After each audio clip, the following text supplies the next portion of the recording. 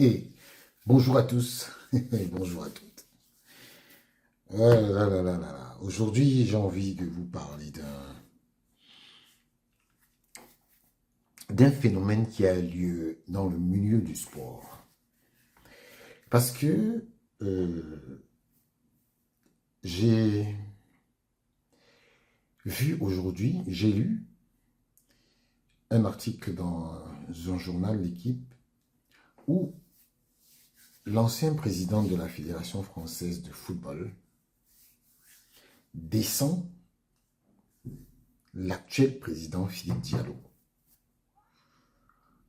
Philippe Diallo, il n'est pas encore, il a remplacé, mais quand vous lisez ce journal et que vous vous rendez compte des propos que ce monsieur, je n'ai pas envie de prononcer son nom parce que il n'a pas été élégant vis-à-vis de monsieur Philippe Diallo, ça montre un peu l'hypocrisie qu'il y a dans le monde du football. Le sport le mieux pratiqué dans le foot, c'est l'hypocrisie. Et il y a 2 semaines, on parlait beaucoup de Mbappé dans les médias. Et entre-temps, j'ai regardé une petite interview que un de nos confrères, Raphaël Domenac, a donnée à Paul Pogba. J'ai vu un nouveau Paul Pogba.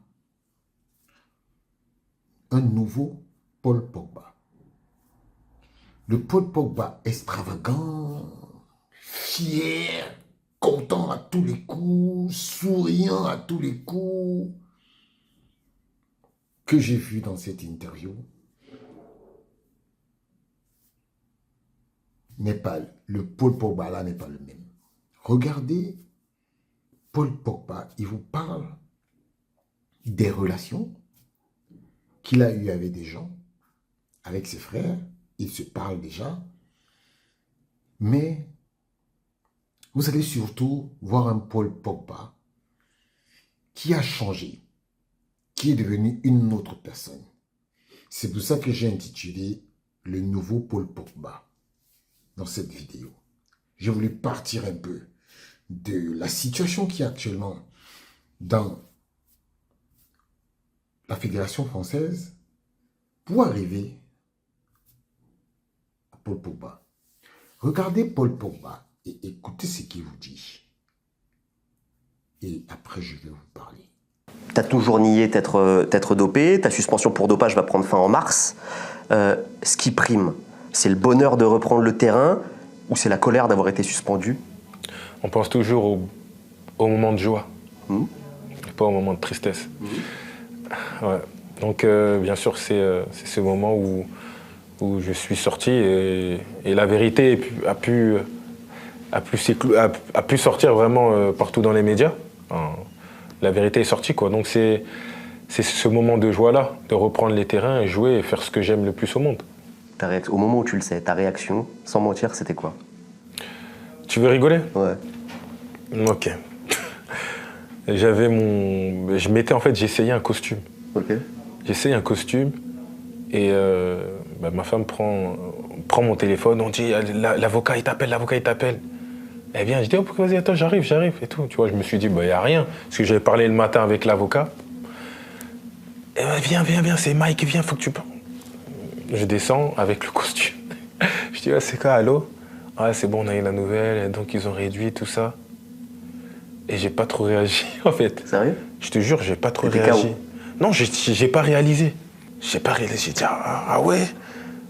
Ah non, c'est bien, ouais, c'était comme ça, c'est cool, c'est trop bien. J'ai raccroché et c'est ah ouais, tout ça avec ma femme, la famille, tout ça. Et en fait, je me suis posé comme ça.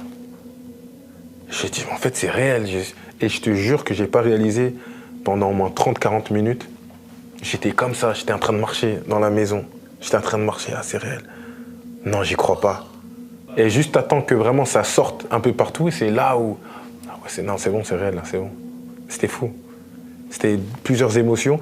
Et juste après ça, c'était en mode, oh, c'est bon, ils m'ont donné cette chance, là, il faut que je revienne, tu vois. En fait, c'était ça, cette motivation de revenir et de jouer. Et là, c'est bon, ils m'ont donné la clé pour sortir de la cage, tu vois ce que je veux dire? Oui, parce que toi, t'es un passionné, ça a dû trop te priver, t'as dû être malheureux quand même Ouais, pendant... vraiment, c'était dur. Et là, dans les épisodes sombres, t'as vécu ce qui est, selon moi, l'une des choses les plus dures qui puisse arriver à un être humain. C'est une famille qui se déchire, se faire racketter ou tentative de racket par des connaissances, des amis. Est-ce que tu peux nous raconter ça et à quel point t'es descendu bas, quoi? En fait, voilà, ces épreuves, ça a tellement fait grandir. J'ai vu des choses et des trucs que tu réalises pas. Parce que, bien sûr, c'est des personnes proches, des personnes que tu as dans ton cœur. En fait, tout change. Et c'est dû à quoi? Au même problème. Je pense que c'est... Quoi? L'argent, bien sûr. Il n'y a pas d'argent, il n'y a pas tous ces problèmes. Il y a des personnes avec qui on mangeait ensemble, on partageait les mêmes assiettes. Avec lesquels t'as été généreux? Non, mais bien sûr, il y a eu des choses ces personnes-là, ils le savent très très bien. Ils me connaissent très très bien et je pense que voilà, ça a été des choses qui m'ont déchiré le cœur et ça m'a fait grandir. C'était aussi ce défaut-là que j'avais d'être peut-être trop généreux et ça m'a donné du recul aussi et de voir vraiment, voilà, il faudrait que je change, que je ne sois plus comme ça. Et c'est des épreuves qui m'ont fait grandir, donc j'aurais vraiment, si on me demande de refaire ça, je dis non, bien sûr, mais ce sont des épreuves qui m'ont fait évoluer, qui m'ont fait prendre de l'expérience, qui m'ont fait grandir, et qu'aujourd'hui, sans ça, peut-être je ne serais pas l'homme que je suis aujourd'hui. Vous avez parlé avec ton frère Mathias, vous êtes réconciliés, vous en êtes où dans la famille, c'est comment? Oui, si, on a parlé, on se parle même, on se parle. Il y a beaucoup de choses qui ont été dites, tu vois, j'ai préféré garder ça en privé parce que la famille, c'est privé. Voilà, tout ça, ça a été sorti, c'est sorti dans les médias, c'est parti partout. Mais moi, j'ai pas voulu même dire, ouais, c'est bon, je me suis, entre guillemets, réconcilié avec mon frère où on parle. Non, c'est des trucs privés, il sait ce que je pense. Le plus important, comme je dis, c'est nos parents, il nous reste que notre mère. Aujourd'hui, elle a beaucoup pris. Quand ça sort, tu sais que tu as des enfants, tu as une femme, tu as une famille, et tout le monde envoie les messages, tout ça, ça a été dur, vraiment dur pour ma famille. Dieu merci, ma mère, elle est plutôt contente, voit que ses enfants se parlent. Et moi, je suis un fils heureux de voir ma mère heureuse. Et aujourd'hui, le plus important, c'est ça. Demain, on ne sait pas ce qui est fait demain. Demain, elle peut partir aujourd'hui. Donc, je ne voulais pas garder ça. Donc, c'est vrai qu'il faut avancer dans la vie. Il y a des choses qui se passent. Et tu avances surtout avec la foi et la religion qui t'aident à surmonter ces épreuves-là. Est-ce que tu as vu les gens changer avec toi? Est-ce que tu as vu les gens s'écarter de toi? Est-ce que tu t'es retrouvé seul à des moments? Bien sûr. Bien sûr, j'étais seul, j'ai vu les personnes qui étaient importantes et j'ai vu c'était quoi en fait la vie.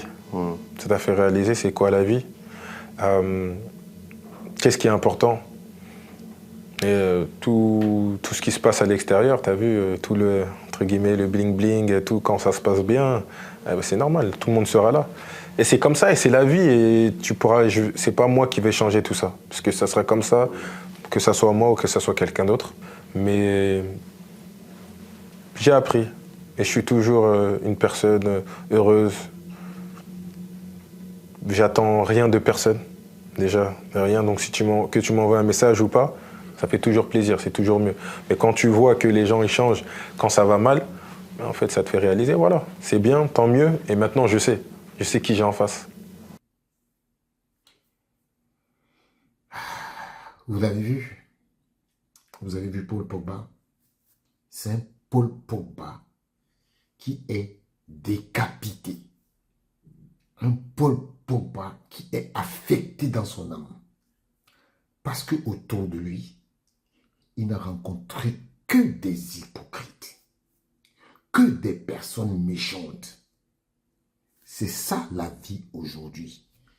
Je profite du message, du body language que Pogba a aujourd'hui pour alerter tous les footballeurs. Je dis bien tous les footballeurs. Si vous ne faites pas attention vous serez mangé à la sauce de Paul Pogba. Kylian Mbappé et tous les jeunes de l'équipe de France et tous les jeunes footballeurs africains et même européens, regardez ce qu'a vécu Paul Pogba. Sa suspension et la baisse de sa suspension, parce qu'il était suspendu 4 ans. Et on a ramené sa suspension à 18 mois. Donc au mois de mars prochain, il va recommencer à jouer. C'était un Paul Pogba asphyxié par les épreuves de la vie. Et il vous l'a dit qu'il y a eu des gens qui n'étaient plus à côté de lui. C'est pour ça que je dis, c'est vrai, la famille n'est pas une garantie. La famille n'est pas une garantie de sécurité, de sécurité psychologique. Mais au moins la famille est là. Parce qu'il parle de sa mère.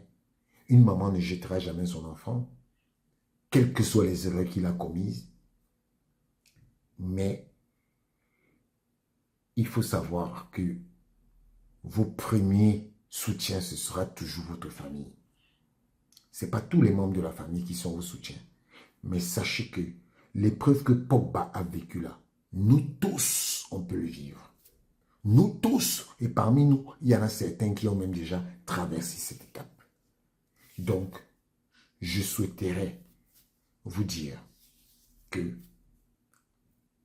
malgré tout, évitons d'avoir des compagnies qui peuvent nous nuire et qui, demain, peuvent nous amener plus bas. Parce que nous tous, nous savons d'où nous venons. Et il y en a qui ont pour objectif de nous ramener là où nous étions.